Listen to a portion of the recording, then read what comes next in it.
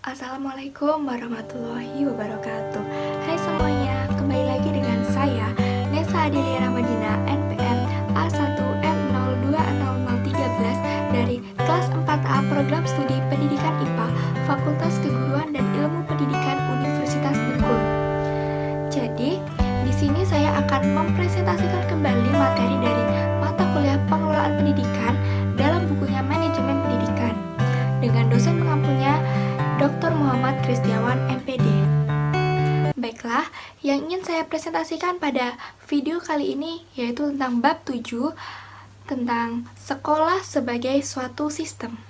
Baiklah, pokok bahasan dalam bab ke-7 ini ada 6, yaitu yang pertama pendidikan sistem, kedua sekolah sebagai suatu sistem, ketiga input sekolah, keempat proses sekolah, kelima output sekolah, dan keenam outcome sekolah. Baiklah, pokok bahasan yang pertama itu ada pendidikan sistem.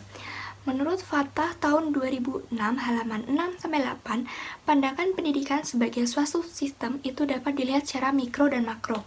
Secara mikro, pendidikan dapat dilihat dari hubungan elemen peserta didik, pendidik, dan interaksi keduanya dalam usaha pendidikan. Sedangkan secara makro menjangkau elemen-elemen yang lebih luas. Selanjutnya, bagian pendidikan secara mikro.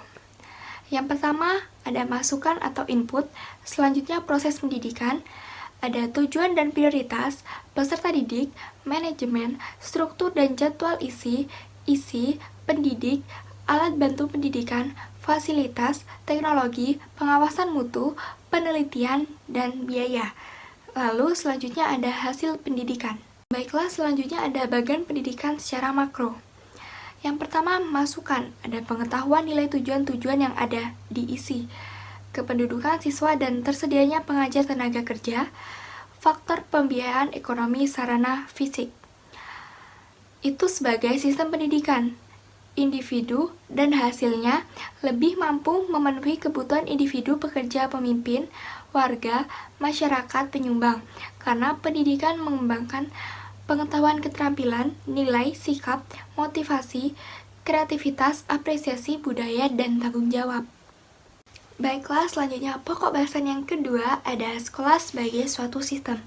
Sekolah sebagai suatu sistem mencakup beberapa komponen, di mana di antara komponen-komponen tersebut saling terdiri dari beberapa faktor dan komponen yang satu dengan komponen yang lainnya saling terkait sehingga membentuk sebuah sistem. Komponen-komponen dari sistem sekolah terdiri atas masukan atau input, proses, keluaran langsung atau output, dan keluaran tidak langsung atau outcome. Baiklah, pokok bahasan yang ketiga ada input sekolah. Masukan adalah segala sesuatu yang diperlukan oleh sistem sekolah untuk menghasilkan keluaran yang diharapkan. Masukan terdiri atas 3 hal, yaitu 1. Masukan baku, merupakan siswa termasuk karakteristiknya. 2. Masukan instrumental, merupakan guru, sarana dan prasarana, kurikulum, dana dan pengelolaan sekolah. Dan 3. Masukan lingkungan, merupakan segala sesuatu yang berada di luar lingkungan sekolah. Baiklah, pokok bahasan yang keempat ada proses sekolah. Menurut Sagala, tahun 2010, proses adalah perubahan dalam objek atau organisme, khususnya tingkah laku atau perubahan psikologis. Proses juga merupakan segala kegiatan yang dilakukan oleh sekolah, termasuk segala proses yang terjadi di dalam sekolah atau kelas dalam rangka mengubah masukan untuk menghasilkan keluaran yang ditargetkan. Proses di sini mencakup kegiatan belajar mengajar, kegiatan pengelolaan sekolah, serta kegiatan administrasi sekolah. Proses pembelajaran atau PBM merupakan ujung tombak dari proses pendidikan yang mana suatu kegiatan dilakukan oleh guru berkaitan dengan materi ajar yang berlangsung dan dikemas secara interaktif, menyenangkan, menantang, memotivasi, serta merangsang peserta didik untuk berpikir aktif, kreatif dengan menggunakan berbagai pendekatan rahman dan rahim atau kasih sayang serta penuh cinta. Baiklah, pokok bahasan yang kelima ada output sekolah. Apa sih output sekolah itu? Output merupakan hasil dari proses menghasilkan lulusan sesuai dengan standar tertentu dan tentunya sesuai dengan harapan memenuhi kebutuhan yang diinginkan oleh masyarakat, orang tua, dan pemerintah. Output pendidikan sebagai suatu sistem dapat dicerminkan dari suatu prestasi mutu lulusan sekolah. Baiklah, selanjutnya pokok bahasan yang keenam atau yang terakhir ada outcome sekolah. Outcome itu sendiri apa? Outcome merupakan keluaran tidak langsung yang menentukan berhasil atau tidaknya sistem sekolah. Outcome pendidikan sebagai suatu sistem dapat dicerminkan dari mutu lulusan sekolah dalam melanjutkan pendidikan ke tingkat yang lebih tinggi atau dapat bekerja.